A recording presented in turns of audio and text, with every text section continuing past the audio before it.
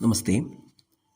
4ാം ക്ലാസ്സിലെ 4ാമത്തെ പാഠമായിട്ടുള്ള അഹങ്കാരസ്യ നാശഃ എന്നുള്ള പാഠത്തിലെ പഠന പ്രവർത്തനങ്ങൾ, ടെക്സ്റ്റ് ബുക്കിലെ ബാക്കിലെ എക്സസൈസുകളാണ് ഈ വീഡിയോയിലൂടെ നമ്മൾ നോക്കാനായിട്ട് പോകുന്നത്. ആദ്യമായി പ്രശ്നാനാം ഉത്തരാണി ലിഖിത, ക്വസ്റ്റ്യൻ ആൻസേഴ്സ് ആണ്. ഫസ്റ്റ് ക്വസ്റ്റ്യൻ, കഹ രാവണസഭാം ആഗച്ഛതി? ആരാണ് രാവണന്റെ സഭയിലേക്ക് വരുന്നത്? ഉത്തരം നോക്കാം. നാരദഃ രാവണസഭാം ആഗച്ഛതി. നാരദനാണ് രാവണന്റെ സഭയിലേക്ക് വരുന്നത്. സെക്കൻഡ് വൺ, കിഷ്കിന്ധ രാജഃ കഃ അസ്തി? കിഷ്കിന്ധയിലെ രാജാവ് ആരാണ്? ഉത്തരം കിഷ്കിന്ധ രാജഃ ബാലിഹി ഭവതി. കിഷ്കിന്ധയിലെ രാജാവ് ആരാണ്? ബാലിയാണ്. തേർഡ് വൺ, ബാലിഹി കേന രാവണസ്യ ബന്ധനം കരോതി? ബാലി എങ്ങനെയാണ് രാവണനെ ബന്ധിച്ചത്? ഉത്തരം ബാലിഹി പുച്ഛേന രാവണസ്യ ബന്ധനം കരോതി. ബാലി രാവണനെ വാലുകൊണ്ടാണ്, പുച്ഛേന ബന്ധനം കരോതി.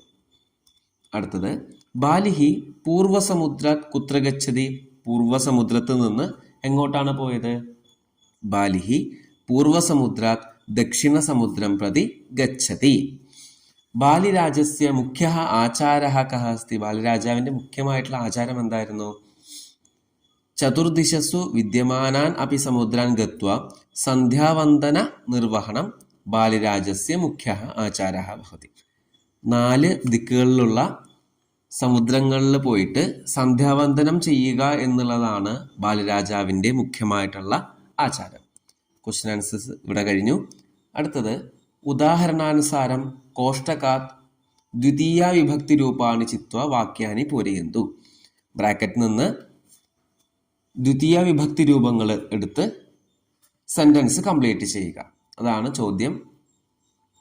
ഉദാഹരണം നോക്കാം. ജനാഹ ഡാഷ് പൂജയന്തി? ഈശ്വരഹ ആണോ ഈശ്വരം എന്നാണോ? ഇതറിയണമെങ്കിൽ രാമശബ്ദം അല്ലെങ്കിൽ ബാലശബ്ദം നമ്മൾ പഠിച്ചിരിക്കണം. അപ്പോൾ ബാലഹ ബാലൗ ബാലാഹ, ബാലം ബാലൗ ബാലൻ. ബാലഹ ബാലൗ ബാലാഹ എന്നുള്ളത് പ്രഥമാ വിഭക്തിയാണ്. രാമൻ, 2 രാമന്മാർ, 2ൽ കൂടുതൽ രാമന്മാർ, അതാണ് രാമഹ രാമൗ രാമഹ എന്നതുകൊണ്ട് ഉദ്ദേശിക്കുന്നത്. ഈ ദ്വിതീയ വിഭക്തിയുടെ മീനിങ് എന്ന് വെച്ചാൽ രാമന് അല്ലെങ്കിൽ 2 രാമന്മാർക്ക്, 2ൽ കൂടുതൽ രാമന്മാർക്ക്. ദ്വിതീയ വിഭക്തി എന്ന് വെച്ചാൽ 2 എന്നുള്ളതൊക്കെയാണ് വരിക പൊസിഷൻസ് ആയിട്ട് വരുമ്പോൾ. അപ്പൊ ഇവിടെ ഉദാഹരണം ജനാഹ ഡാഷ് പൂജയന്തി, ഈശ്വരനെ പൂജിക്കുന്നു എന്നാണ് വരേണ്ടത്. ജനങ്ങൾ ഈശ്വരനെ പൂജിക്കുന്നു. അപ്പോൾ ഈശ്വരഹ എന്ന് വെച്ചാൽ ഈശ്വരൻ എന്നാണ് മീനിങ്. ഈശ്വരം എന്ന് പറഞ്ഞാലോ ഈശ്വരനെ, അതാണ് ദ്വിതീയ വിഭക്തി. നമുക്ക് ഇവിടെ ഉത്തരം എഴുതേണ്ട ഏതാണ്? ജനാഹ ഈശ്വരം പൂജയന്തി, ജനങ്ങൾ ഈശ്വരനെ പൂജിക്കുന്നു. ഫസ്റ്റ് ക്വസ്റ്റ്യൻ നോക്കാം. അഹം ഡാഷ് ഗച്ഛാമി സാഗരഃ, ഒരു സാഗരം. രണ്ടാമത്തെ ക്വസ്റ്റ്യൻ, ദിലീപഃ ഡാഷ് വദതി സിംഹായ അല്ലെങ്കിൽ സിംഹം, ഏതാണ് വരിക? ഛാത്രഃ ഡാഷ് ഗച്ഛതി വിദ്യാലയേ ഓർ വിദ്യാലയം. മാതാ ഡാഷ് പചതി ഓദനം ഓർ ഓദനഃ. 5, ബാലിക ഡാഷ് ആരോഹതി പർവതം ഓർ പർവതഃ. കൃഷ്ണഃ ഡാഷ് വദതി അർജുനം ഓർ അർജുനഃ. കൃഷ്ണൻ പറയുന്നു, ആരോട് പറയുന്നു എന്നുള്ളതാണ് ഉത്തരമായിട്ട് വരേണ്ടത്. അർജുനഃ എന്ന് വെച്ചാൽ അർജുനൻ എന്നാണ്. അർജുനം എന്ന് പറഞ്ഞാലോ അർജുനനോട്. അപ്പൊ ഏതാണ് വരിക? മലയാളം നോക്കുമ്പോൾ നമുക്ക് കൃഷ്ണൻ അർജുനനോട് പറഞ്ഞു അല്ലെ. അപ്പോൾ കൃഷ്ണൻ അർജുനൻ പറഞ്ഞു എന്നുള്ളത് പ്രഥമ വിഭക്തി. നമുക്ക് ദ്വിതീയയിലേക്കാണ് കൺവേർട്ട് ചെയ്യേണ്ടത്. ദ്വിതീയ വിഭക്തി രൂപാണി ചിത്വ വാക്യാനി പൂരയന്തു എന്നാണ്. അപ്പോൾ കൃഷ്ണഃ അർജുനനോട് എന്ന് പറയുമ്പോൾ ഏതാണ്? ദ്വിതീയ വിഭക്തിയായിട്ട് അർജുനം എന്നുള്ളതാണ് വരിക. അപ്പൊ നമുക്ക് ഉത്തരം നോക്കാം. അഹം സാഗരം ഗച്ഛാമി, ഞാൻ സാഗരത്തിലേക്ക് പോകുന്നു. ദിലീപഃ സിംഹം വദതി, ദിലീപൻ സിംഹത്തോട് പറയുന്നു. ഛാത്രഃ വിദ്യാലയം ഗച്ഛതി, കുട്ടി വിദ്യാലയത്തിലേക്ക് പോകുന്നു. മാതാ ഓദനം പചതി, അമ്മ ചോറ് പാകം ചെയ്യുന്നു. ബാലിക പർവ്വതം ആരോഹതി, ബാലിക പർവ്വതം ആരോഹണം ചെയ്യുന്നു, പർവ്വതാരോഹണം ചെയ്യുന്നു. കൃഷ്ണഃ അർജുനം വദതി, കൃഷ്ണൻ അർജുനനോട് പറയുന്നു. ഇതാണ്. അടുത്ത എക്സസൈസിലേക്ക് പോവാം. ഉദാഹരണാനുസാരം റിക്തസ്ഥാനാനി പൂരയന്തു. ഉദാഹരണം അനുസരിച്ച് പൂരിപ്പിക്കാനാണ്. ഓൾറെഡി കംപ്ലീറ്റ് ചെയ്തിട്ടാണ് ഇവിടെ കാണിച്ചിരിക്കുന്നത്. ഖാദതി എന്നുണ്ട്, നമ്മൾ എന്താക്കണം? ഖാദതു എന്നാക്കണം. ഗച്ഛതി ഗച്ഛതു, പശ്യതി പശ്യതു, രക്ഷതി രക്ഷതു, പഠതി പഠതു, ചലതി ചലതു, നമതി നമതു, ഭവതി ഭവതു. ഇനി എൻ്റെ അർത്ഥം നോക്കാം. ഖാദതി എന്ന് പറഞ്ഞാൽ കഴിക്കുന്നു, ഖാദതു എന്ന് പറഞ്ഞാലോ കഴിക്കൂ.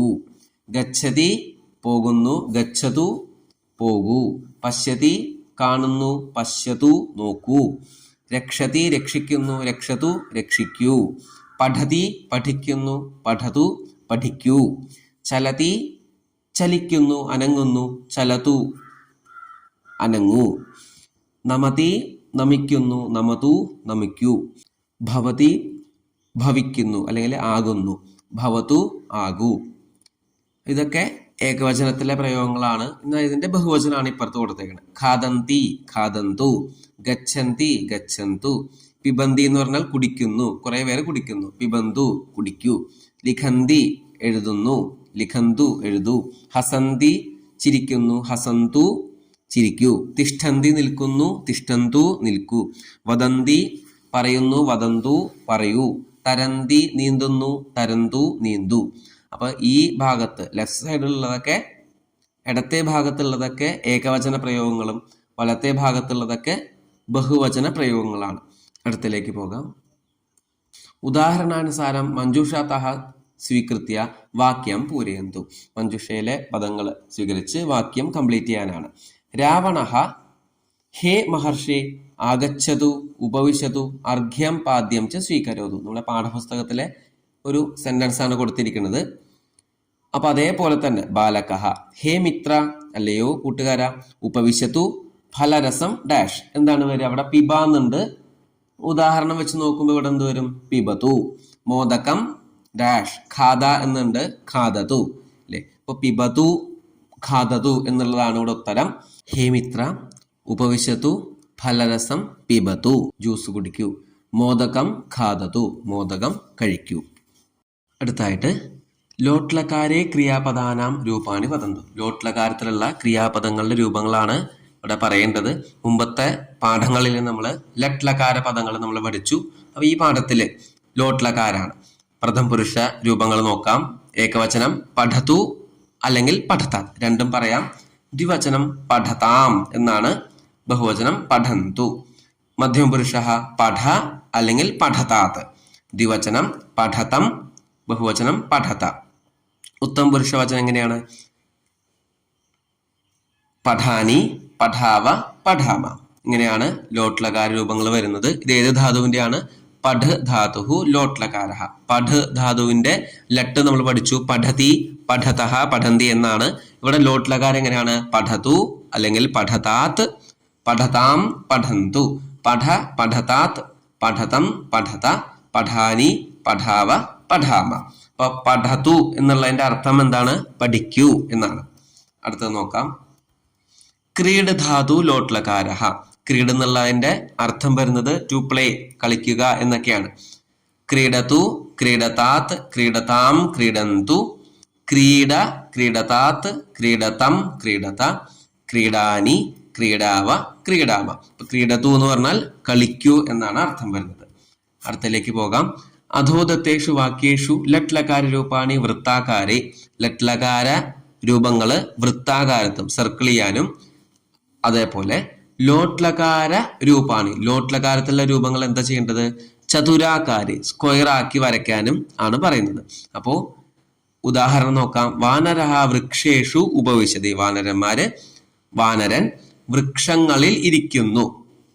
ഉപവിശതി എന്നുള്ളത് ലട്ലകാരാണ്, അതാണ് നമ്മൾ സർക്കിൾ ചെയ്തത്. യാചകായ ധനം യച്ഛതു. ഭിക്ഷക്കാരന് ധനം പൈസ കൊടുക്കൂ എന്നാണ്. അപ്പോൾ യച്ഛതു എന്നുള്ളത് ലോട്ട്ലകാരായതുകൊണ്ട് നമ്മൾ സ്ക്വയർ ആക്കി. ഫസ്റ്റ് വൺ, ഹേ ഈശ്വര മാം രക്ഷ, എന്നെ രക്ഷിക്കൂ എന്നുള്ളത് എന്തായിരിക്കും? ലോട്ടാണ്, അതാണ് സ്ക്വയർ ചെയ്തേക്കണേ. ത്വം കുത്ര ഗച്ഛസി, നീ എങ്ങോട്ടാണ് പോകുന്നത്? അപ്പോൾ ഗച്ഛസി എന്നുള്ളത് ഗച്ഛതി എന്നുള്ള പറഞ്ഞ പോലെ തന്നെയാണ്, അതായത് ലട്ലകാരാണ്, അതാണ് നമ്മൾ സർക്കിൾ ചെയ്തേക്കണേ. ശനിവാസരെ സർവേ വിദ്യാലയം ആഗച്ഛന്തു, എല്ലാവരും വരൂ എന്ന് പറയുന്നത് ലോട്ട്ലകാരാണ്, അതുകൊണ്ട് സ്ക്വയർ ചെയ്തു. സർവേ ഭവന്തു സുഖിനഃ, എല്ലാവരും സുഖമായിട്ട് ഇരിക്കട്ടെ. ഇരിക്കട്ടെ എന്ന് പറയുന്നത് എന്താ, അല്ലെങ്കിൽ ഇരിക്കൂ എന്ന് പറയുന്നത് എന്താണ്? ലോട്ട്ലകാരാണ്. അതാണ് നമ്മൾ സ്ക്വയർ ചെയ്തേക്കണം. വയം സായങ്കാലേ ക്രീഡാമഹ. ക്രീഡാമഹ എന്നുള്ളത് കളിക്കാം എന്നുള്ളത് എന്താണ്? ലട്ലകാരാണ്. അതുകൊണ്ടാണ് നമ്മൾ സർക്കിള് ചെയ്തേക്കണത്. അധിക വിസ്തരാംശ, എക്സ്ട്രാ ഒരു ഇമ്പോർട്ടൻ്റ് ആയിട്ടുള്ള പോയിന്റ് ഇവിടെ കൊടുത്തിട്ടുണ്ട് അധികമായിട്ട്. എന്താണ്? ലോട്ട്ലകാര കസ്മിൻ അർത്ഥേ പ്രയോജ്യത ഇത് ജാനന്തേക്കും. ലോട്ട്ലകാരം ഏത് അർത്ഥത്തിലാണ് ഉപയോഗിക്കുന്നത് എന്ന് അറിയാമോ? മനസ്സിലായോ?